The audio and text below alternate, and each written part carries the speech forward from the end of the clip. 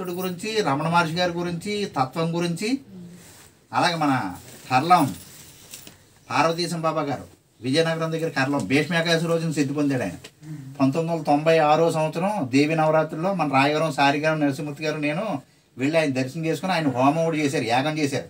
ఆ యాగంలో పాల్గొని దర్శనం చేసుకుని వచ్చాం.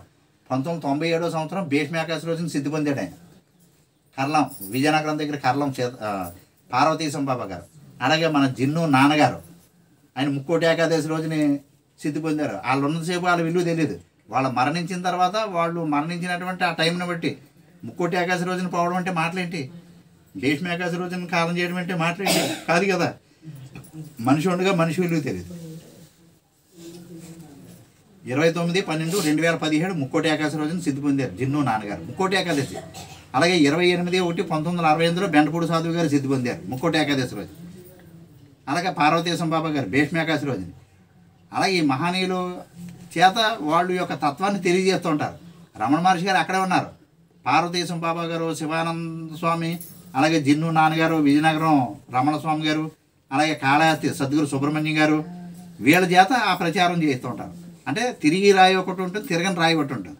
అలాగే కలకత్తాలో రామకృష్ణ పరమహంస ఎక్కడికైనా వెళ్ళాడైనా ఆ పూరి గుడిసెలో ఉండడం, కాళికాదేవి దగ్గరికి వెళ్ళడం, అర్చన చేసుకోవడం, పూజ చేసుకోవడం, వచ్చి కూర్చోవడం అంతే. ఆయన శిష్యుడు ఎవరు? వివేకానంద స్వామి. ఆ వివేకానందుడు దేశాలన్నీ కూడా తిరిగి మన భారతదేశం యొక్క సంస్కృతి, మన సనాతన ధర్మం యొక్క విశిష్టత అంతా కూడా పాశ్చాత్య దేశాలు అన్ని దేశాలకి తిరిగి ప్రయాణం చేసి చెప్పింది ఎవరంటే వివేకానందుడు. అలాగే షిరిడీలో సాయినాథుడు అక్కడే కూర్చున్నాడు, షిరిడీలోనే ఉన్నాడు, ఎక్కడికి వెళ్ళలేదు ఆయన, వెళ్ళింది తక్కువ అండి. అలాగే మన గొరమూడి వెంకటేశ్వర స్వామి ఉందంటే అలాగా నాగులవేలటూరు నుంచి అలాగ అనేక ప్రాంతాలు అనేక ఊర్లు తిరిగి ఎక్కడికి వెళ్తే అక్కడ ఆ భక్తుల ఇంటి దగ్గర వేలిముద్రలు వేసేవారు. ఏం వేసేవారండి? వేలిముద్రలు వేసేవాడు. ఆ వేలిముద్రలు వేసేస్తుంటే భక్తులు అనుకునేవారు, ఏటి ఏలుముద్ర వేసేస్తున్నాడు, ఈయనకి పొలం ఏం లేదు కదా, పొలం ఏం మనకి ఏం రాసేవారు కదా, ఏలుముద్ర నేనేం చేసుకుంటానని ఆ వేలిముద్ర విలువ తెలిసేది కాదు. వేలిముద్ర విలువ తెలిసేది కదా ఎవరికైనా. ఇప్పుడు అటువంటి వేలిముద్ర ఎవరైనా ఇస్తా ఉంటే ₹1,00,000 ఇవ్వడానికి రెడీగా ఉన్నారు. 24వ తారీఖు ఆగస్టు నెల 8వ నెల 1982లో సిద్ధి పొందారండి ఆయన. నేను 30వ తారీఖు 1వ నెల ఇవేరే ఇప్పుడు జ్ఞాపకం వచ్చింది నాకు. 30వ తారీఖు 1వ నెల జనవరి నెల 1981లో ఆయన దర్శనమైంది మొట్టమొదటిగా. చూడండి ఎలా కలిసి వచ్చిందో. ఇప్పుడు స్వరంలోకి వచ్చింది నాకు. అంటే మనం ఏది చేసినా కానీ కారణం లేదే కార్యం జరగదు. ఏదో కారణం ఉంటుంది, కారణం లేదే కార్యం జరగదు. ఇప్పుడు నాకు జ్ఞాపకం వచ్చింది 30వ తారీఖు 1వ నెల 1981లో ఇదే రోజుని స్వామి దర్శనం చేసుకున్నాను నేను. ఆయన అక్కడ ఉన్నారో అవధూతని తెలిసిండు కాదు, మామూలుగా సరదాగా అలా షికారుకి తిరుగుతే దర్శనం అయింది నాకు. నెల్లూరు మూలపేటలో ఉంటే శివాలయం దగ్గర మా బంధువులు ఉండేవారు. బంధువుల ఇంటికి వెళ్ళాను.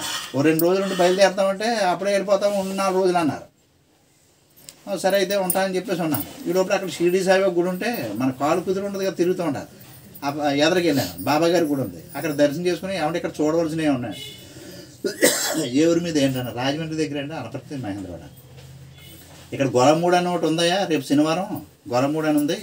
ఆ గొరమూడు వెళ్ళి ఆ వెంకటేశ్వర స్వామిని ప్రసాదం తింటే మంచిది, అక్కడ అన్నదానం చేస్తారు శనివారం, అక్కడ వెళ్ళి భోజనం చేయం మంచిది, దర్శనం చేసుకో స్వామి అన్నారు. వెళ్ళాను. ఇప్పుడులాగా అక్కడ బిల్డింగ్లు అవి ఏం లేవు, అన్నీ మట్టి రోడ్లు, చిన్న పూరు గుడిసి కింద ఉండేది. ఆ పూరు గుడిసిలో వెంకటేశ్వర స్వామి ఉండేవారు. నేను వెళ్ళిన టైంకి ఒక రిక్షా ఒకటి ఉంది, ఆ రిక్షాలో కూర్చోబెట్టుకుని తీసుకెళ్ళేవారు అనమాట. పెద్ద వయసు అయిపోయిందండి.